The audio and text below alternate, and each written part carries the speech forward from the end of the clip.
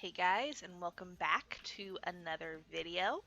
This is an unscripted video, and I don't plan on doing too much edits for this, so I apologize for any dead air or any ums, ifs, ands, or buts, or if I sneeze in the middle of this. But to roll right ahead, I am just doing a quick and dirty review of Neo: The World Ends With You, the latest World Ends With You game, well, the third game in the franchise. I did not play the middle game. I didn't even know the middle game existed until after this game came out. But I did play the first game, and I really, really, really enjoyed the first game. Um, to preface, I did play this on the Switch, so people who had the PlayStation 4 or the PC experience may have different gameplay experiences than I do when it comes to the actual gameplay, and for one of the other things too. But we'll get into that in a minute. To begin, though, I did enjoy this game. I wanted to I wanted to press along with the story. There were times where I wanted to run around and collect money so I could buy stuff, but for the most part, I did enjoy the story, and I wanted to see, what happens when I reach this point, what happens when I reach that point, if I find this person, what happens. So I was definitely invested in the story, and I did cry at least one point. Just saying. Um,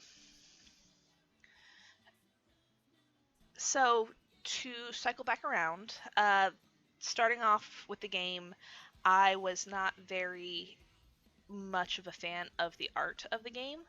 I was kind of put off by it. It did grow on me as I played it more, and that I find that happens to me often with games, though. So I just keep that in the back of my head that usually after about a week or two playing a game, it grows on me.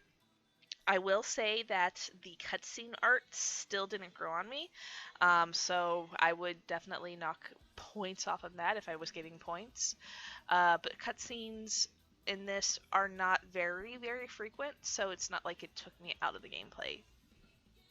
The cutscenes actually, other than the art style, were a nice treat, I will say.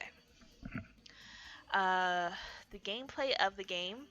At first, it was kind of pretty easy. You have your pins that are assigned to certain button commands, and it's just the two of you, and it's easy to figure it out. And then you get third person, and eventually, as the gameplay goes on, you get more, you get less, and at first it's like, oh my gosh, how do I figure out, the buttons to press, in order? And that's part of the puzzle of the game, though, is making sure that your pins, your abilities, line up with each other so that you can press them in a way that helps you deal the most damage or use defensives when you need to, and everything can coordinate nicely. And there are things that you can unlock as the game progresses that will make it even easier for you.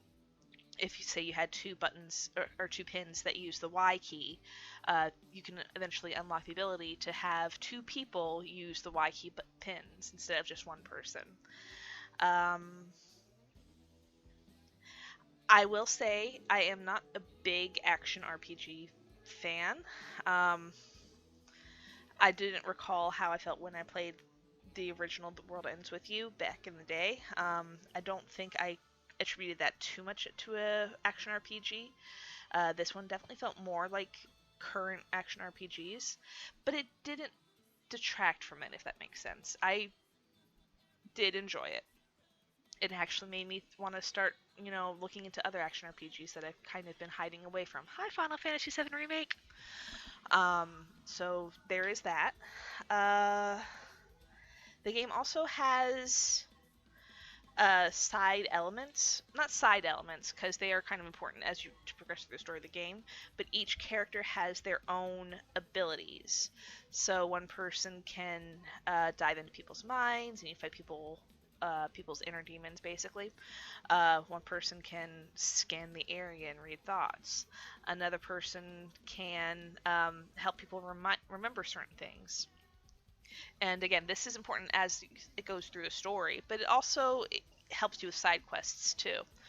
Um, but I will say that I don't know again how the PC or the PlayStation 4 people felt about this particular element, but the remind feature, it's basically a mini game that you use the Joy-Con sticks to basically fit together a puzzle. And some were easy, some I had a heck of a time with, and it took me more than 5 minutes to finish some of those puzzles. I was not happy whenever those puzzles came up, I will say. Um, so that was a big, probably my biggest negative in the entire game, honestly, was those remind me puzzles. Uh, but they are important to progress through the story of the game. The game does have some recurring characters from the original series. I won't say who, when, where, or why. I was actually surprised with the first one that I recognized. I was like, wait, he's here? What, was he really a character from the first game, or am I just misremembering? And, as you go through the story, you find out, yes, he is a character from the first game.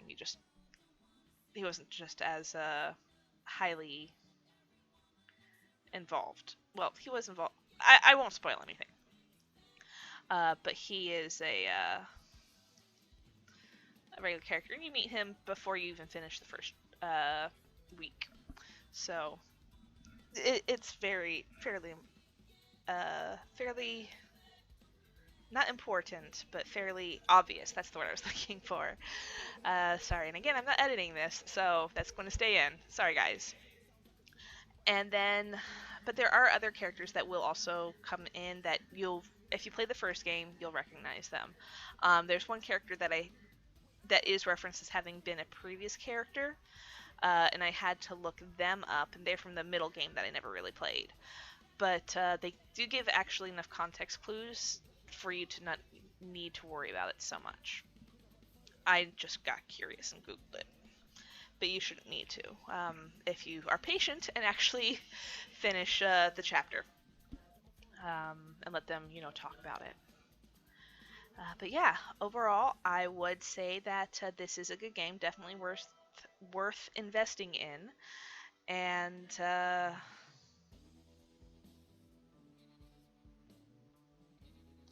I don't really have much else to say. I feel like there might be something else that I'm missing. If you guys want to ask questions, go ahead and throw them down in the comments below. I will answer them when I can. And otherwise, go ahead and if you liked this content, throw me a thumbs up. If you want to, you can subscribe. If you didn't like the content, throw me a thumbs down. And, if there's constructive criticism, go ahead and explain why in the comments below. I do appreciate it as I try to get better at making videos. And, yeah, thank you guys so much for joining me for this video, and I will see you next time. Bye!